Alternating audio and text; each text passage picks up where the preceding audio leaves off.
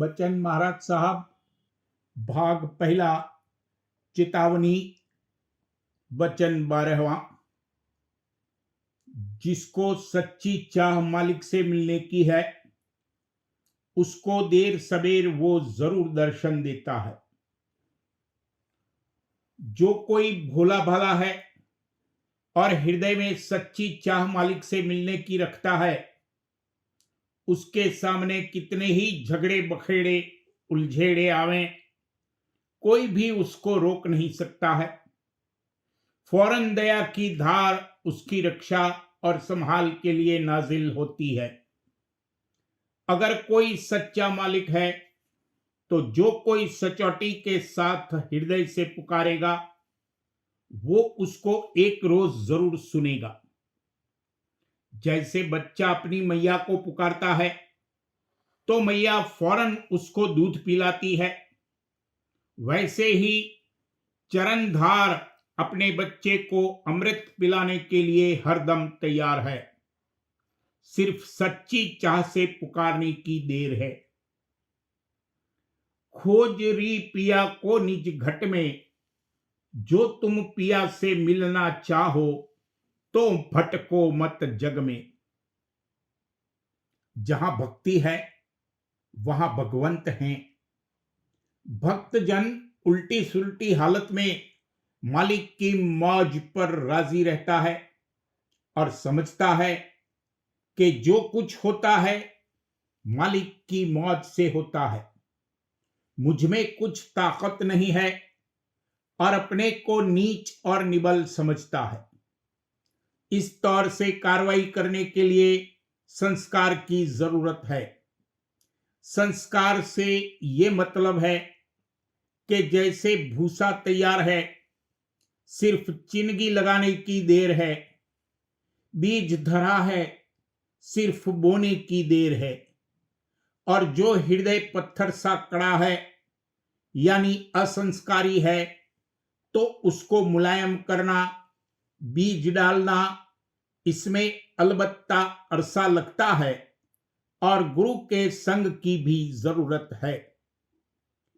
जो मन करड़ा पत्थर होवे, गुरु से मिलत जवाहिर होवे। जो मालिक का चहे दीदार, जा तू बैठ गुरु दरबार। सतगुरु की मौजूदगी में जो कुछ उनकी सेवा की जाती है, वो निज सेवा राधा स्वामी दयाल की है।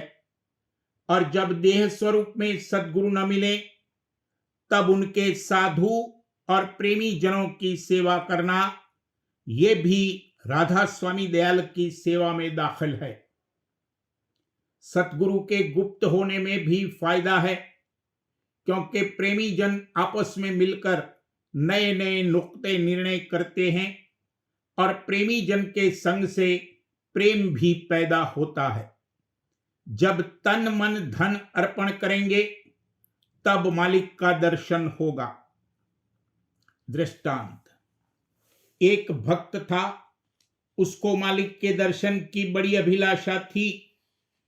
उसने प्रण किया कि जो कोई मुझको मालिक का दर्शन करावेगा, उसको तन मन धन सब अर्पण करूंगा। एक चोर था, उसने आकर उससे कहा, मैं तुमको मालिक का दीदार कराऊंगा। वो बेचारा सुनकर बहुत खुश हुआ। अपना असबाब वगैरह जो कुछ उसके पास था बेचकर रुपया इकट्ठा किया। चोर ने कहा, सब रुपयों की एक पोटली बांधकर उठा के बाहर एक खुले मैदान में ले चलो। जब शहर के बाहर एक कुएं पर पहुंचे, तब चोर ने उससे कहा, इस कुएं के अंदर झांको तो तुमको दर्शन मिलेगा। भक्तजन बड़ी खुशी और उमंग के साथ कुएं में झांकने लगा, तो चोर ने धक्का देकर उसको गिरा दिया।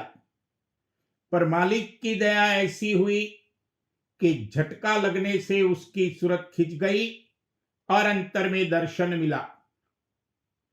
चोर उसका धन लेकर चलने लगा।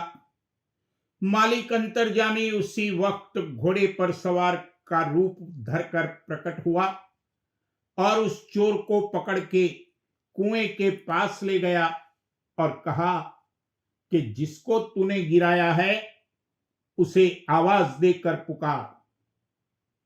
भक्तजन उसकी आवाज पहचान कर निहायत मगन हुआ और हाथ जोड़कर प्रणाम करने लगा। मालिक ने कहा, ये तो चोर है, तुमको कुएं में गिरा के तुम्हारा धन इसने छीन लिया है, इसको तुम प्रणाम करते हो। भक्तजन बोला, ये मेरा गुरु है, अगर ये ना मिलता तो मालिक का दर्शन भी न होता। गरज के भक्तजन बाहर निकाला गया और दोनों के अंतर में प्रेरणा हुई कि मालिक सवार का रूप धारण करके आया है और दोनों को हुक्म हुआ कि फला जगह जाकर पूरे गुरु का सत्संग करो, तब उद्धार होगा।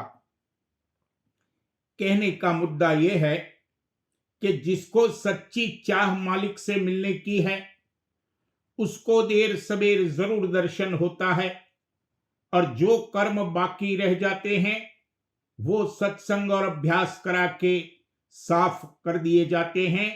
बाद इसके मालिक अपने देश यानी निर्मल चैतन्य धाम में बादशाह देता है।